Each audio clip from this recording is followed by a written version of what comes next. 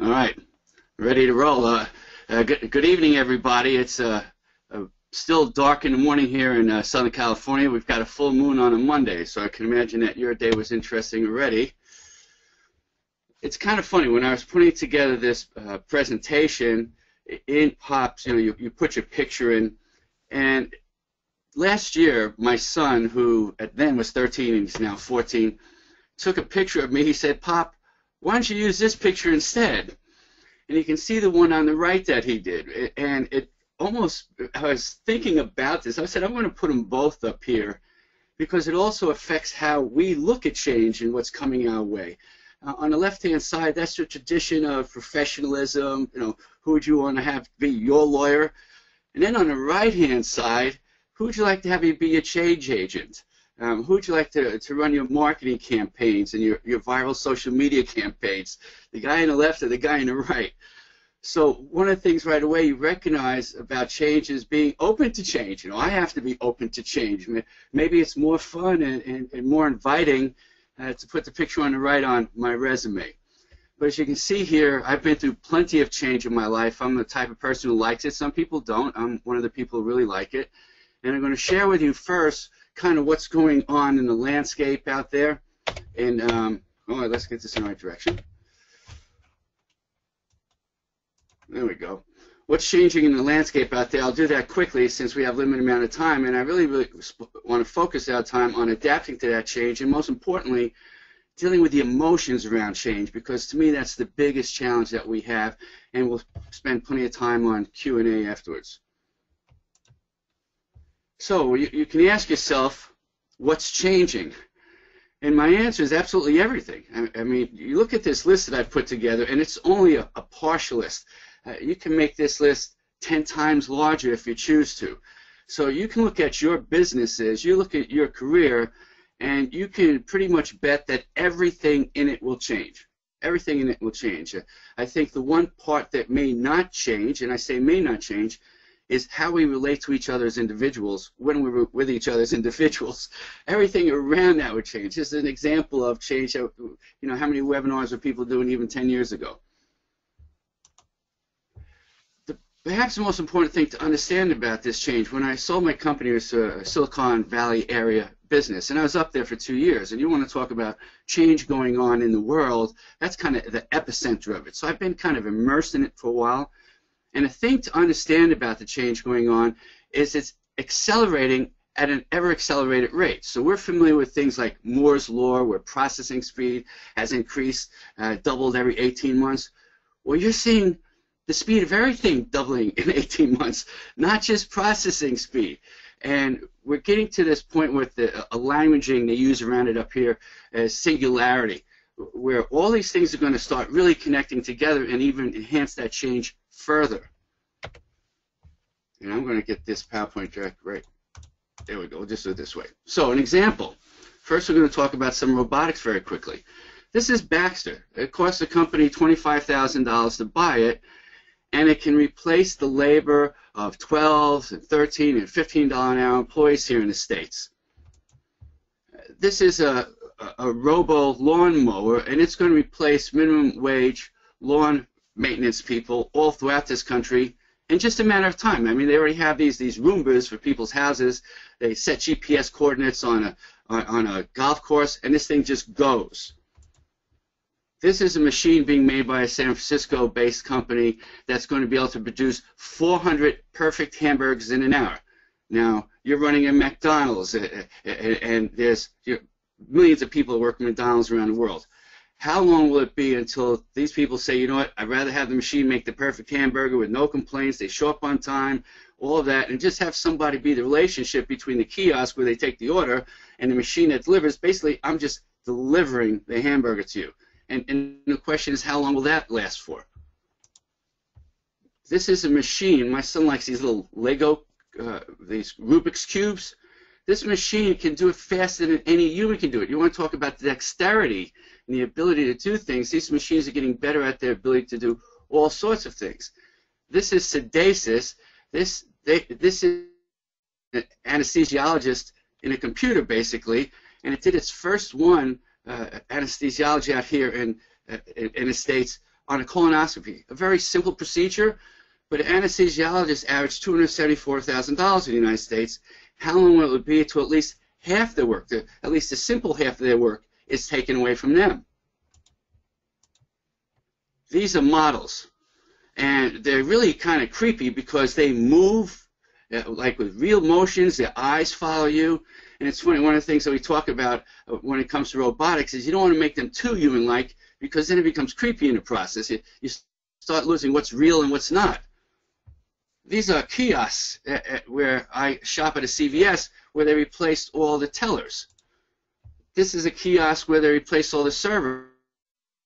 The Chili's out here just ordered another 45,000 on top of the 100,000 they had before. Would that put 50,000 waiters out of work? And it's not just these blue-collar jobs that are changing rapidly. With all the artificial intelligence and the cognitive ability of that artificial intelligence, it's coming into all the professions. So this is software that's used for insurance agencies out here. The efficiency it's gaining, they grew 25% without adding staff. Well, that's another job that normally would have happened that didn't happen. You've got robo-advisors now. It's the biggest trend. People in the financial services industry are very nervous about this. If you're a broker, I'd be very nervous about this. If I was a financial planner, I'd be very nervous about this.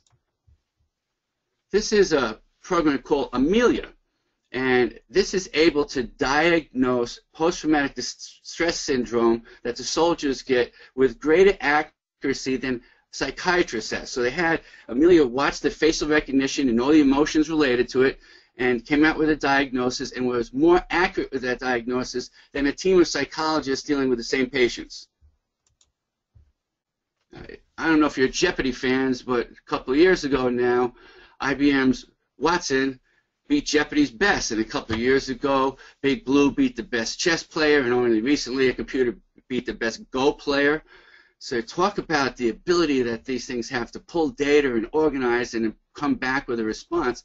It's amazing. Now we're moving into what we call cognitive artificial intelligence. Basically, these are learning machines. So the more they do something, the more they know how to react the next time to it, and it's spread out through the network of those machines. So a CES robot or artificial intelligence program handles a question in Tokyo, and it's connected to the one in Australia, and all of a sudden they both have that combined knowledge. So it works very quickly. And interestingly, the CEO of that company, I love this line here: the customers need to be comfortable speaking to a robotic system, because pretty soon they're not going to be able to tell the difference between the two, and that's known as the Turing Test. The engineer, the British engineer that basically helped decode German code during World War II, Turing, the idea was, I can't tell if I'm dealing with a computer or a human being right now. And we're getting very close to that in many different aspects. And this is going to cause a whole bunch of disruption, destruction, disintermediation, all those words with DIS in the front of them.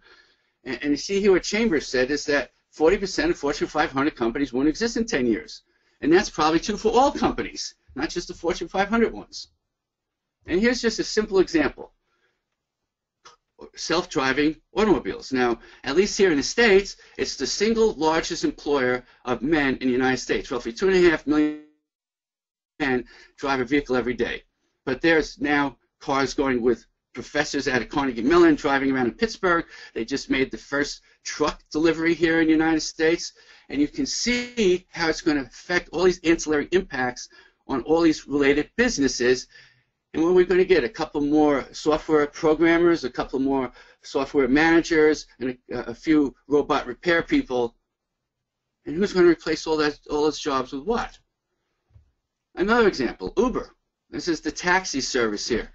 It started in 2009. Now, in less than 7 years, it's in 77 countries and 527 cities, and it's spinning off all these entrepreneurial opportunities. So, for example, I was driving, got picked up at the San Diego airport, driving home, and the guy who drove me picked me up in a very nice Mercedes. He had a very heavy Russian accent, and we were talking, and he was basically a computer program in Russia who managed to make some money and decided to move to the United States. He had $500,000 in his pocket, and he started a fleet of Uber taxis, and he's doing very, very well for himself right now.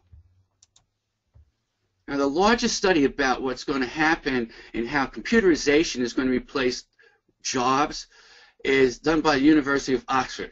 And that's the little math that they use to get to the solution that 25% to 47% of all U.S. jobs will be computerized by 2035.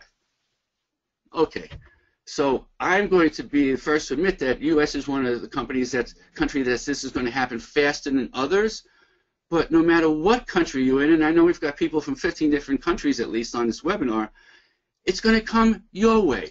So you can play with these numbers however you want, but the fact is it's coming, and it's happening now. We're in the beginning of that big curve. These are the types of jobs. So what they did is they looked at all the jobs in the United States, and they put them through that algorithm, and they said, all right, here's what's going to happen.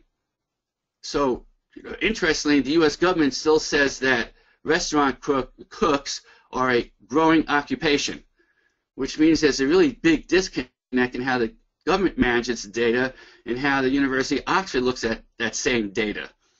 And you look all the way down, and we kind of laugh about the telemarketers. It's nice to see those guys eliminated, but now I just realized they're being replaced by robots, and they can call all day long and not worry about it, you know? So what's going to be replaced? What's at risk? Let's start getting into what we really ought to look for. First of all, high cost. Is it cheaper to use a robot or a paralegal? Is it cheaper to use a robot or an anesthesiologist? Is it cheaper to use a robot or a teller or in manufacturing? You know, they've got the robotics down to roughly $4 per hour of the cost of using those robots. Well, that's not going to replace labor in some countries, but it's going to replace labor in most countries. And sooner or later, those costs have been getting cheaper and cheaper. What happens when the cost of deploying robots is only $1 an hour? It's going to affect everything. The other thing that people don't realize is that what these robotics are going to do are going to change where the manufacturing happens. It's going to make manufacturing more localized. So the U.S. will not have to import from China where there's a lower cost of labor, which is getting more expensive in China. So now they're moving to imports from Vietnam, that kind of thing. Sooner or later, it's going to be so cheap to use robots, we won't have to use offshore labor anyplace. It's almost like the Tesla firm out here in the United States. You look at them manufacturing these amazing cars, and there's almost no employees around. It's just a couple of machine operators. That's it. You know, where is direct physical interaction? You know, those are the last jobs to be replaced. The physical therapist, a psychologist, at least for now, a teacher just for now. Now, we all thought that we were going to have these large-screen teaching programs with people just facilitating us watching the best teachers in the world. They talked about that 20 years ago. The technology has been around for at least 10. It hasn't happened yet. Right? Sometimes we need direct physical interaction. You know, you're going to see big data taking away routine decisions, like most investment decisions. And then the question is, where is the super high cognition required? You know, the unique stuff that we're going to be talking about, the creativity, the innovation, that strategic side, it's going to be very hard for any artificial intelligence ever to catch up to that. It's really what's most uniquely human is going to be the hardest things for them to catch up to. So now, how are we going to adapt to all of this? I don't know if you ever saw 2001: A Space Odyssey, but I remember seeing that when I was 11 years old, and it put an impression in me. And part of that impression is we've got to be afraid of this artificial intelligence in the future, you know. So we got to ask. So to reduce that fear and take that off our plate, we have to be proactive and say, what is changing in my industry? I've got to get to the very edges of what's going on in my industry. If I am not the edge myself, then I've got to figure out where that edge is. I've got to stay on top of the trends and look at you really got to look on what's going on online, on these blog sites, on these unique things. That Peter Diamandis' site that I'll talk about later on. Every week I get his Abundance Insider newsletter where they're talking about 12 new things that are happening, and it just blows you away. It's almost impossible to keep up with all of this generically, so you got to keep up with it in your niche very specifically. You can also say, all right, what's an ancillary business like mine doing? Okay, I've got this type of business with a call center. They've got a completely different kind of business, but they've got a call center too. How are they dealing with their call center? You're going to see much more technology being used in those environments. And then, of course, we do a traditional SWOT analysis. These tried and true approaches to things. What strengths do I have that are cutting edge that I'm developing? Where are we weakest that we see, we're not advancing? We're very old school and it might catch up on us finally. Where's the opportunity out there? What are the threats? What competitors are ahead of us? And you're not going to be able to get through this analysis by yourself. It is so overwhelming that we really want to bring in all our stakeholders to ask them, hey, where do you see the edges for us? Whether they're investors, whether they're employees, whether they're customers, whether they're vendors, I would try to involve every one of my stakeholders in helping us to move to the future. Now, a couple of things about just dealing with the future. The first thing to understand is there's no getting there. We used to think in all terms that we're going to, in 10 years we'll get to the future, that'll all be different now. We are in this. It's hard to understand. We are in the wave, if you will, right? It's not approaching, it's here, and we're at the beginning of it. And it's the whole idea of being comfortable with this continuous change going on. We're going to have to be comfortable with the facts we're going to make some mistakes. This is the Air France plane that crashed a couple of years ago, where the pilots were dealing with a computer board, and the pilot kind of freaked out and didn't let the computer do what it knew to do, and it ended up causing the crash. Listen to a couple of pilots talking about using computerization. The single most common question asked by pilots about the airplanes is, what is it doing now? Isn't that amazing to think about that? You're flying up there 35,000 feet, and they're asking, what is it doing now? Because they help with the takeoff and the landing and maybe some bad weather, but not much in between. Paulo Coelho is one of my favorite authors, and I just love this line. I just love this line. In fact, many of the companies that I've spoken in, we put a poster like this, with this languaging, with his picture on it, up in the company, because the goal of 90% of people, right? And one thing we have to watch is, I've got high achievers on this webinar. High achievers are not wired like everybody else. They're the 1 in 10. I don't care what book on success that you like to read from. There's that 1 in 10 that separate themselves, that are driven differently than other people, that have no interest in being mediocre. That's never been part of my conversation, to be mediocre. But the reality is, most people are interested in being comfortable. And when you're comfortable, you end up being mediocre. So purposely putting yourself in a discomfort zone. Earlier on, we used the phrase when I was introduced about being anti-fragile. One of my favorite books is by Talib Nassim. And he started off by writing The Black Swan, and his third book in that trilogy was Anti-Fragile. And I love the metaphor of it. Are you building yourself and your company to become anti-fragile? If you're fragile, change comes along, it knocks you out, all right? If you're resistant, change comes along and you get hit by it, you're still standing, you adapt to a certain degree. If you're anti-fragile and change comes along, you jump on top of that change and you become stronger in the process. The metaphor he uses is to be the fire emblazoned by the wind. So you want this coming your way, and you want to get stronger by the change that's coming your way.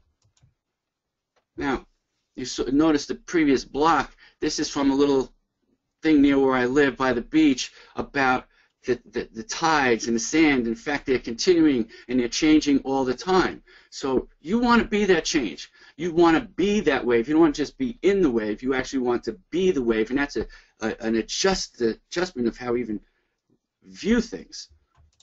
Now, I don't want to just react to change. I think about, how can I be the change? I'll give you an example of somebody decided they would be the change. And now, as the owners of currently Zappos, what they do is real rocket science. They put shoes in boxes and turned it into $1 billion business doing that, okay? And they realize that, the future's coming. 30% of all retail transactions will be online. I think that number will jump to over 50% pretty soon. People buy from the company with the best service and selection, and they made the decision to be that company. And so much of this is just that. looking at the situation, being very clear about it, and saying, all right, we're going to be that opportunity. Now, part of that opportunity is to be creative yourself. How do we think out of the box? And all of creativity, I did a deep dive into that for many years too. So familiar with all the literature and the experts around it, and actually try to bring that into the companies that I work with. And the thing about creativity, it's always bringing together two disparate ideas. And it's the example of making a cocktail, right? So limes and the alcohol from agave plant turns into margaritas, and tomato juice and alcohol from potatoes turns into vodka and Bloody Marys. So we're always trying to mix and match. How do I see something going on over there? How would that apply to something I do over here and produce a completely new solution? And that's how we have to look at this all the time. So a couple ideas about ideas.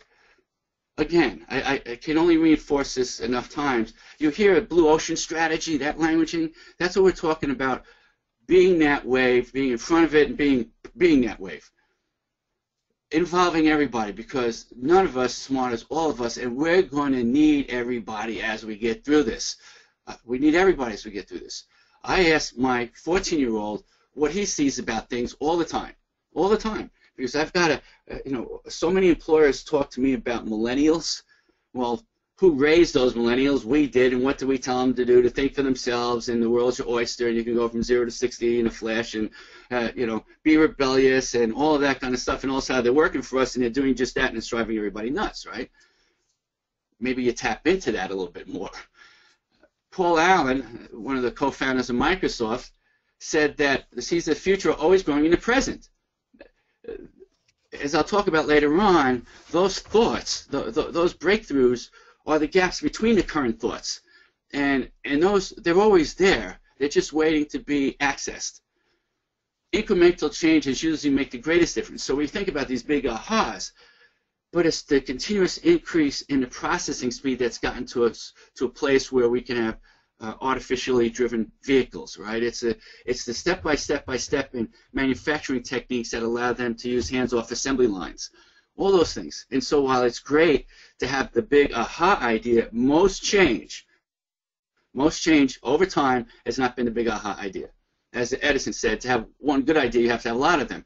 We all know the story about his creating the filament for light bulb over the thousands and thousands of different filaments he tried until he got the right one.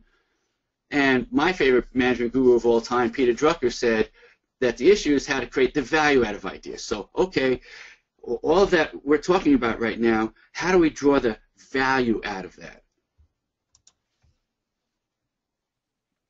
One place we can do, how we can draw out from, I'll give you an example of what I use, okay? This is what I use, and I think that many of you already do the same things, and I'd love to hear back from you later on. What are you doing to get your new ideas? Again, looking at disparate industries, or even disparate lines of intimacy. So one of my favorite thinkers, Dr. Deming, said profound knowledge comes from outside of a system, right? So I happen to work mostly in the human resource field. Human resource field is in its own box.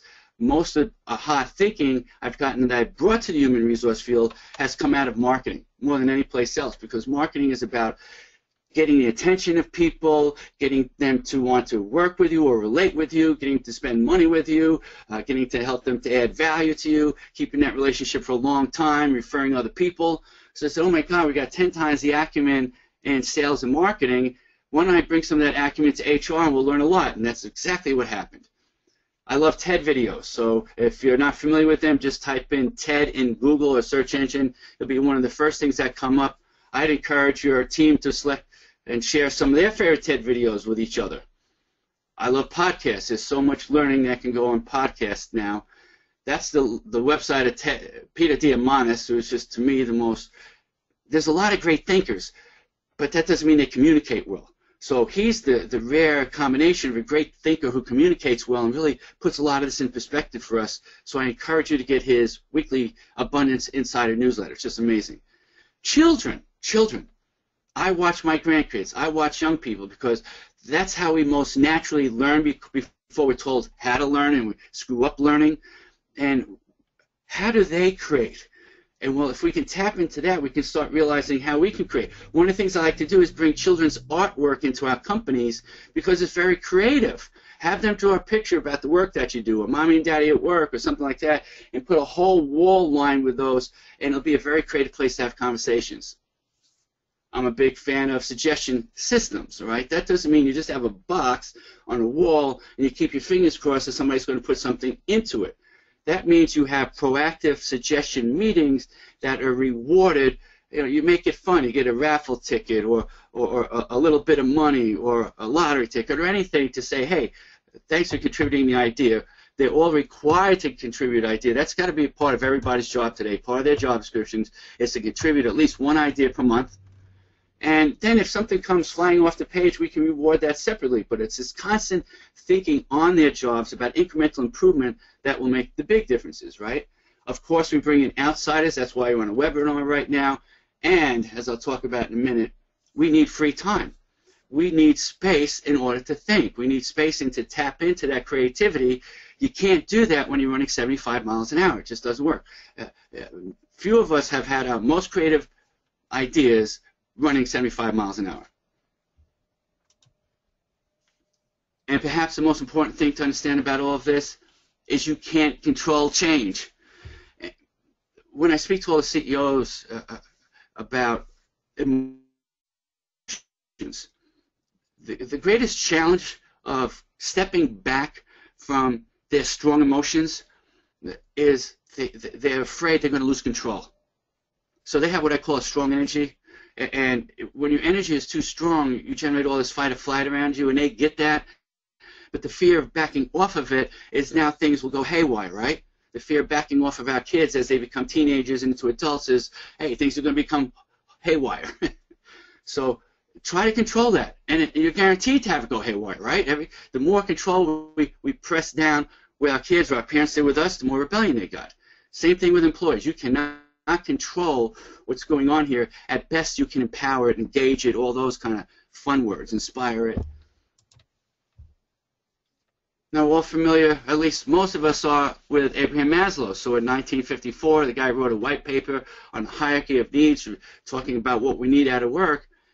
And the thing that's important to understand about Maslow is as we go through this journey, we have different needs. My needs in dealing with the change environment are different than yours, are different than your employees, are different than your children's. So we have these different needs related to it, and it's very hard to talk about how our work is going to make a difference in the world out there when we have the financial wolf at our door. So the first level of need is that of survival. Okay, am I going to survive this change? There's a lot of fear. I'm going to be found out. I won't have the skill sets. All I know how to do is drive a truck. Now what am I going to do? The second thing is, okay, once look, I've got some immediacy, I'm surviving today, how do I know that's going to last for a while? Well, maybe training is the answer. Most of us can educate our way through change if we choose to. Okay, most of your employees can educate their way through change.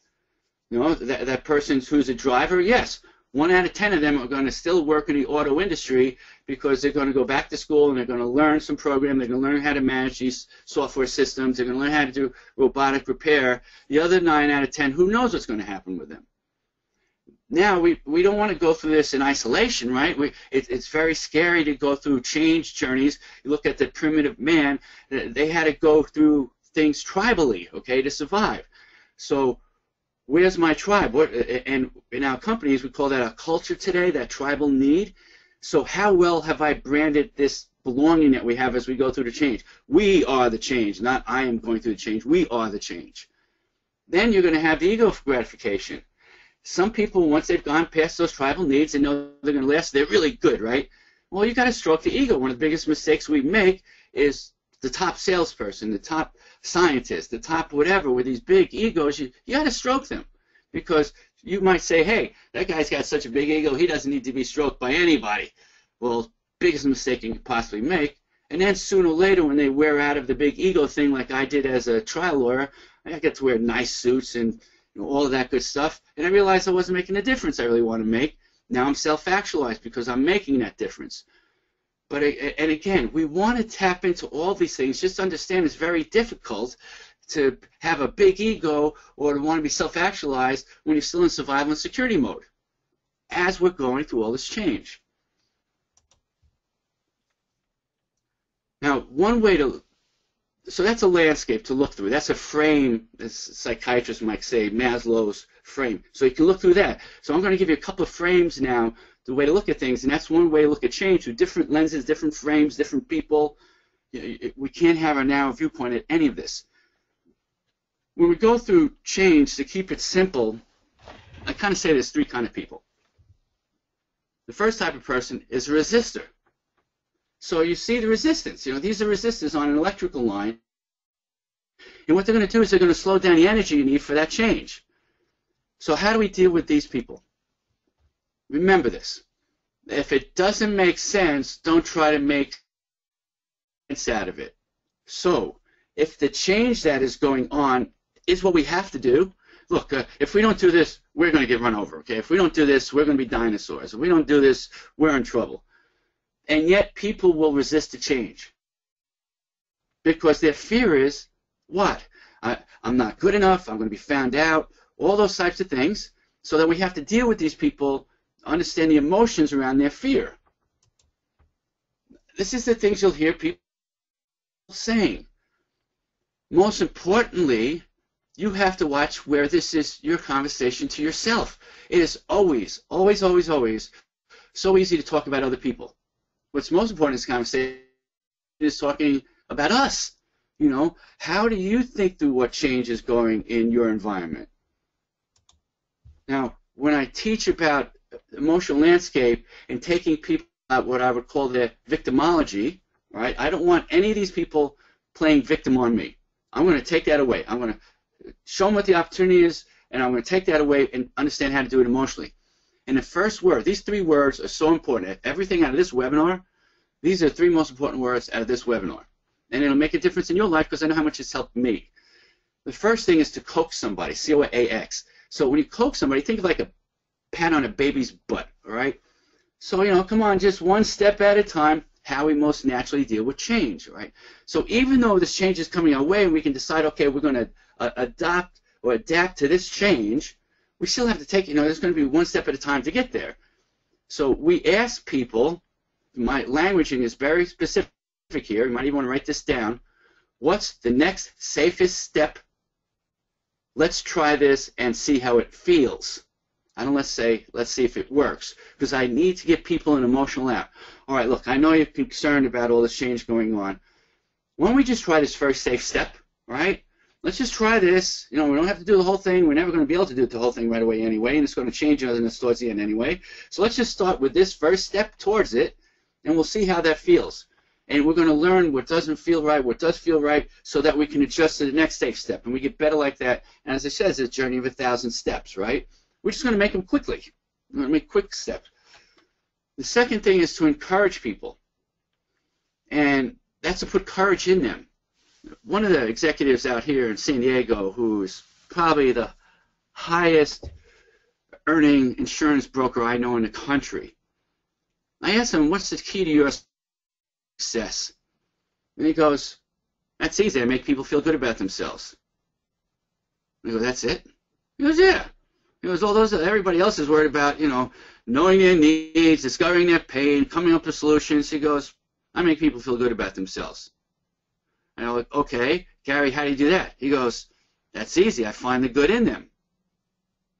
So what Gary does, and a master of encouragement does, is take the good where we have it and bring it to where we need it. So after I quit my litigation career, I started an environmental nonprofit. It was very non-profitable. I went bankrupt. That was stupid, right?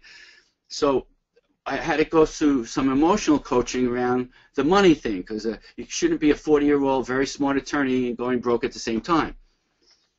And one thing that a woman I wrote a book with, Laura Young, said, hey, Don, how'd you get so good at being a lawyer? I said, well, 3 years of education and 3 years of practice. And I was a really good trial lawyer. She goes, good. 3 years of financial education, 3 years of financial practice, and you'll be really good. And that's exactly what happened. So she was a master of encouragement because she found the good in me and brought that energy, that strength over to where I need it. So, look, How did we get so good at delivering the service that you do today? How did you get so good at manufacturing what you do, educating the way you do, delivering medical service the way you do, okay? How do we get good at that? Well, you bring how we did that over to where we deal with change, and we're going to have the same result. That's how we encourage ourselves through this change. And lastly, great leaders inspire people. And the most powerful way to inspire people is with powerful stories. You know, you have to be a great storyteller. We have to project into the future and bring it present. If we want to get leverage on ourselves, we have to bring the future present.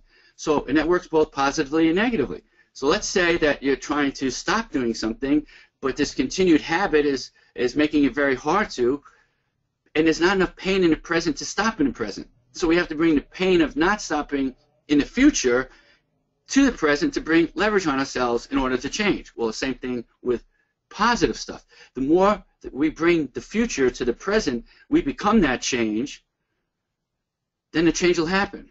So, for example, after I was in bankrupt, I finally started reading. My first step was reading all the books I could with Millionaire in the title. Robin Hood, never read that. Then the second thing I did was, really focus on encouraging myself. But the third thing I did is I gave myself a very clear story. I told myself I'm a millionaire in the making. Just like every kid that plays professional basketball or soccer was a professional basketball or soccer player in the making. Now, some of them didn't get there, but not one of them that's there didn't have that mental set going into it. You have to inspire yourself with a great story, and as a great leader, you want to inspire people around you with a great story about the future. So one of my favorite jokes around change, how many psychiatrists does it take to change a light bulb? And the answer is only one, but the light bulb's got to really want to change, right? So when those resistors, you do all this stuff, and they continue to stay stuck, you have to let them go. You have to fire them because they're going to send a bad vibration. Those are the actively disengaged, as Gallup calls them. They're going to destroy your change efforts. Now, the second type of employees are the sheep. You can kind of hear them. Bah. And just like good sheep, they'll go wherever you take them. They'll go wherever you take them. Now, do these sheep seem particularly excited to you? No, and those people come in to your change and your new efforts with 1 foot in. And that's the challenge. This is the vast majority of people. They realize, look, I can't stay stuck. This is happening. All right, I'll go along with the change, and I'll do what they have to do so as long as I can keep my job. And that's not the kind of workforce you want anyway, is it? You have to control sheep, don't you? I don't want to control people. I've got enough of my own kids to worry about, enough of my own things to control. I don't need to control other people. So, how do we help them? We give them, going back to the inspiration, we give them a bigger story to wrap themselves around, all right? A bigger story. Buckminster Fuller, if you've ever been to Orlando or Disneyland there, you see the geodesic dome. That was created by Buckminster Fuller, one of the greatest design architects of all time, and also one of the most lateral thinkers of all time. And he said that self-actualization, that difference is found in the processional impact of the work that we do. So, for example, the bumblebee goes to feed itself. The processional impact is it pollinates the plant. He says, well, like little bumblebees, you drop a pebble in the water, the processional impact is a ripple effect. So how we show up as leaders and the stories that we tell and how we deal with change will have this processional impact on influencing all the people that we manage and we lead. So we have to exhibit it for other people, plus start telling them the stories. Look, when we get to the next level, we're going to be able to do things more efficient. You're going to be able to stop doing lower value work. You actually, the potential is for you to get paid more if you adapt to this change, and that's a fact. You'll actually get paid more. Some people lose their jobs, but that doesn't have to be you. So that whole business of showing them how it's going to make a difference, and just think of you as a leader helping people to adapt to change better. Does the parent who goes home who's well adapted to change, how do they show up to their family versus the parent who's resisting the change and trying to sabotage it and risking their career and getting all stressed out about it? How do they go home to their family? So we have all these processional impacts all over the place. And that's how you tap into that to get people both in. Now, one of the interesting things that you can do is you can decide to make things fun. So one way of kind of getting both feet in is to make it fun. This is a fish market in Seattle. The young generation, the millennials there, decided to make dealing with dead, slimy, and smelly objects fun to do. And they came up with their own little mantra that they turned into a book, The Fish Philosophy. They choose their attitude every day. They're there, being present in a moment for somebody. They try to make somebody's day, and they want to play at the same time. Why wouldn't this mantra work for our organizations as we're going through change as well? No, how well do you brand it? So if I go to your website, so if I fly all over the United States, I fly Southwest as much as I humanly possibly can because of their culture more than anything else. These people decided to make flying something you can actually enjoy without having to spend $1 million in first class. Okay, so they can actually enjoy the flying experience around Southwest Airlines, and that makes all the difference. And that's their culture. Their culture is an experiential thing. Okay, going through this change is experiential. You can brand it. Look at IBM. They're talking about this is branding around their 100th anniversary a couple of years ago. We pledged boldness in the second century to create a company that never stops moving to the future, ever onward. If you don't have the same type of mantra that IBM has, you're in trouble. IBM has taken some hits, but you see them rapidly trying to evolve to this, to live up to this paradigm, if you will. Now, the last type of people, I want to back up because it's a funny story. Let's just back up for a minute about what Zappos does here. Zappos, again, they put shoes in boxes. So they spend 6 weeks training people up in these basically a little above minimum wage jobs here. And then they tell them after 6 weeks, we'll give you $3,000 to quit right now. If you're still a sheep, you're in with 1 foot, we'll give you $3,000 to quit right now. And some people take them up on that. And they're glad that they do. So you think about it, they're paying these people roughly $30,000 a year. If they're only in with 1 foot, you know they're going to be at least 10% less productive, at least. And there's an ROI in anybody's productivity, otherwise you wouldn't have them as an employee. So their $3,000 is paid back easily in the first year of that person's employment, and they know they're going to have longer tenured employees, they're going to produce better customer service, produce a better ROI, all those types of things. And it begins with, hey, if you don't want to be committed in this relationship, one of the things they talk about in Gallup's engagement surveys, level of commitment. They tap right into that right away. They called you on it. And if you're not committed, here's $3,000. Please go someplace else. Because guess what? We just want champions in this place, all right? And that's the third kind of employee. And this might be the type of person who came up with the idea of change or been waiting for the company to finally do this. And the thing I've noticed about the champions is, number one, you have to be inclusive of them. So I'm amazed that sometimes things can be somebody's idea and management just takes it and runs with it and never includes that person in it, never gives them credit for it. How's that person going to react emotionally to that? They're going to check out on you or do worse, right? So you got to be inclusive of them. The other thing around them is they're going to be sometimes too focused on this change. And forget, they still have a job to do, okay? So that job that's in their job description, you've got to help them to stop doing things. So if they can't just keep doing all the change and their existing job, it's an overcommitment. It's going to produce lies. And so we have to get them to stop doing things, and that's what you want to do with those people. All right? Now, I want to get to make sure we have time for lots of questions, so almost finished on my rant here. And you can see the New Yorker in me still, so that's my New York accent that you're hearing in speed of delivery. It's very important to celebrate it. Very important to celebrate this change. So I had to give you an example of a company I worked here in San Diego. And the guy who started it came out of Kodak in its early days, and he helped invent microfiche. I don't know if you remember the old college days when you looked up things on microfiche in the library, but their job was to put all the high school curriculums on microfiche and deliver it to college admission offices so that they can decide if there's transfer credits or from different colleges. They did the same thing. You know, can I accept a B from that college as a B at my college?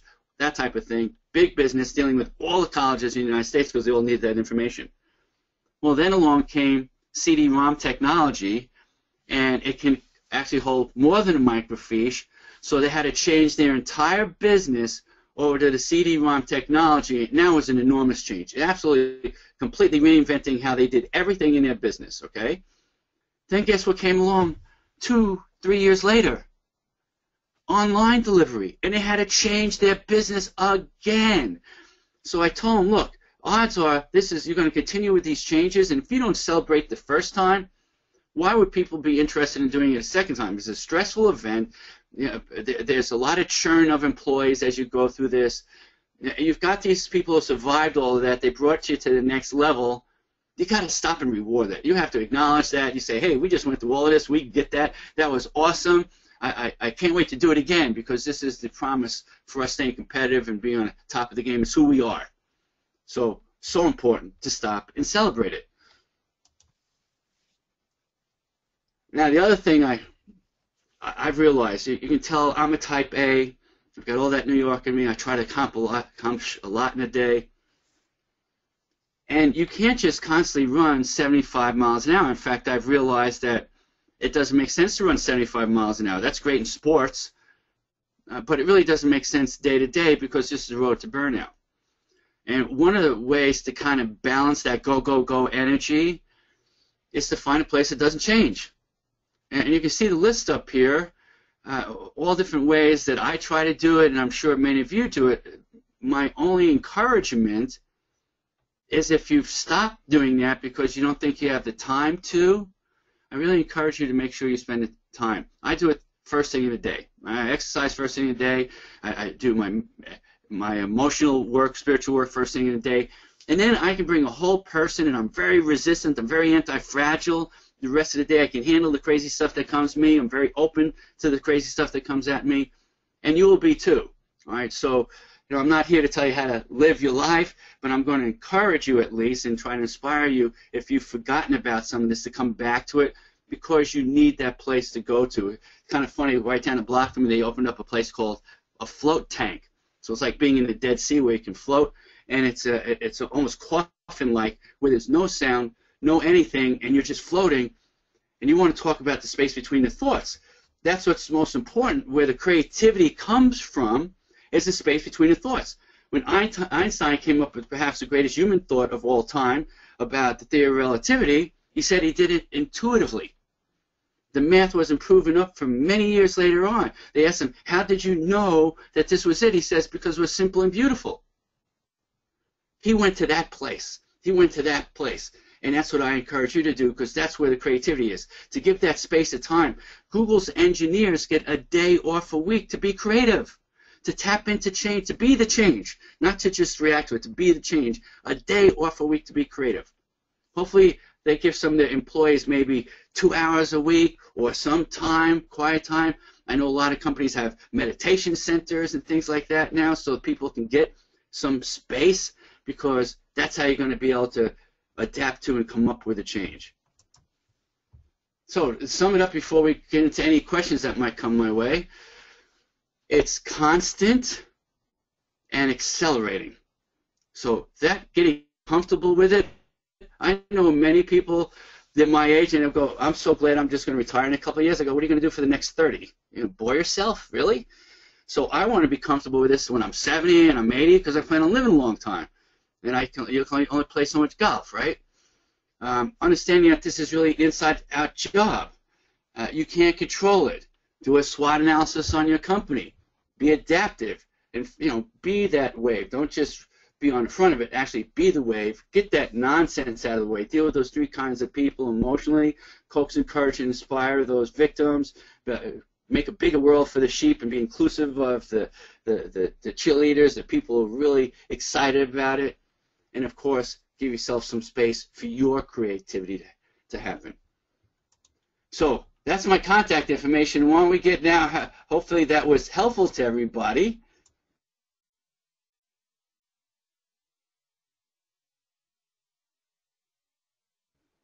I did this if they want to share. So now, what questions do we have?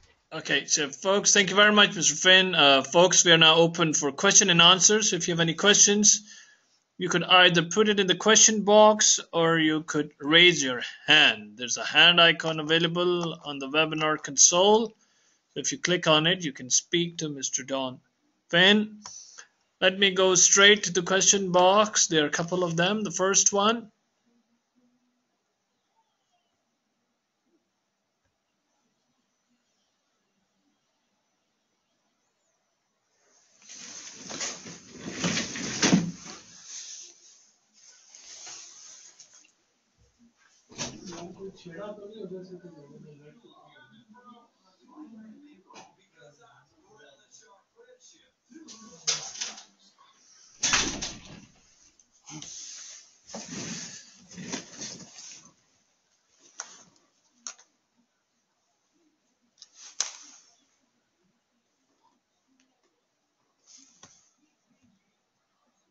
So as we're going through this change, one of the challenges is one of my favorite books, and I do a heck of a lot of reading. So one of my favorite books is called Leadership and Self-Deception. The deception that the authors talk about is that because my self-talk is that I'm a caring executive and manager and leader and parent, that's what I show people. And it's very difficult to show people that you care about run 75 miles an hour. What you tend to do is to nitpick and micromanage and try to control too much. And if that's the only inputs people get, it's very discouraging to them. So we have to be very cognizant as we go through this change. And even if we're dealing with third parties or different cultures that was going to change, the most commonality between all of us is our humanity and need to connect to that to show somebody you care about them. You care about their humanity, okay? And to me, that's at the core of all of this. That's how we're going to have to deal with the change, by making sure we continue to connect at our most human level, no matter the culture, no matter the location. Thank you very much. We have our regular caller, Mr. Dr. Muhammad Rashad, who's raised a hand. Doctor, could you please introduce yourself and ask the question? Hi, Don. How are you? I'm Dr. Rashad here. I'm a professor at the business school here in Saudi Arabia, and thank you for your kind presentation, speaking more about the futuristic approach.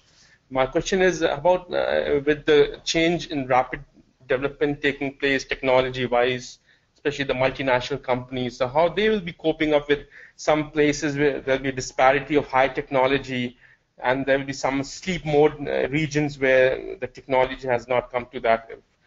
So what are the internal challenges these multinationals will be facing, seeing into the acceleration of technology, and especially in the Western, is rapid compared to some other regions?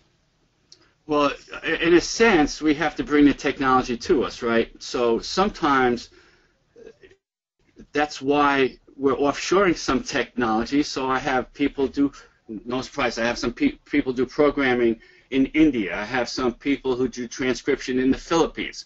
So they're going to be using the technology at a low level that I can't afford my workplace here. I can't afford to pay them to use that technology at that low level. So that's why I have to go to different places to do that. And I think that there's going to, with the fact that we can have these virtual workforces, there's going to be a very high-paid workforce that we're going to have them do that highly paid work. We're going to have low-paid workforces where we're going to have them do that low-paid technology work. My concern, and like with everybody else's concern, is that just creates a growing income disparity both within our corporations and in our communities.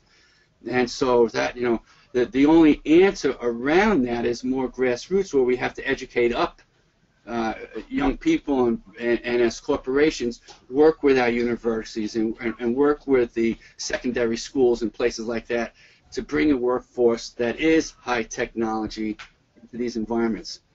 You can't turn on a switch overnight and make it work. Yeah, I understand that. Thank you very much. Thank you, Ali, for giving me the opportunity. Thanks a lot. Thank you very much, Doctor, for the question. And this really brings us towards the end of the webinar. So I really want to thank you, Mr. Don Phin, for a very, very interesting, intriguing presentation. And I really want to thank you on behalf of the Madinah Institute for Leadership and Entrepreneurship for sharing this valuable information once again. So thank you very much, Mr. Phin. Thank you. And thank you all of those who participated in this webinar. We are recording it. Please stay tuned to webinar.mile.org.